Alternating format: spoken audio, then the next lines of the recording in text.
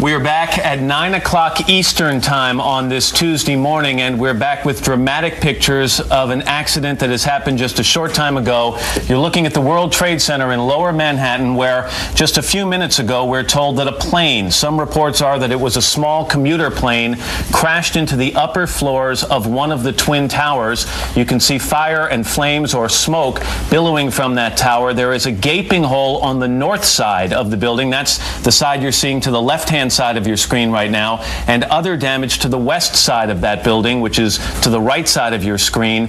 This, of course, happened just before the morning commute, before people were heading into their offices, and while I'm sure some people were already at work, immediately there's speculation or cause for concern. This is the World Trade Center that was the center of a terrorist bombing some years ago, so the questions have to be asked, was this purely an accident, or could this have been an intentional act? But either way, extensive damage has been done to this building. It also looks like there's smoke coming out of the east side of the building. That shot we just saw looks like white smoke billowing out the side of the east side of the building. Obviously, horrified commuters were absolutely devastated when they heard this explosion. We talked with somebody a moment ago about that, Jennifer Oberstein, and also another eyewitness, Elliot Walker, who is actually a producer here on the Today Show. Elliot, can you hear me? Yes, hi, Katie. Hi, Elliot. Tell me where you are and what you saw. Well, I live in this area. I've returned to my apartment, but I was walking down the sidewalk delivering my young daughter to school, and we heard a very loud sound, the kind of sound you hear when a plane is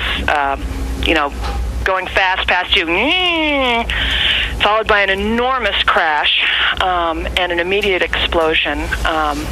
I don't think we could feel shockwaves, but we sort of felt like we did. And we were in a position where we could see the Trade Center almost immediately between the other buildings. And an enormous fireball that must have been 300 feet across was visible immediately.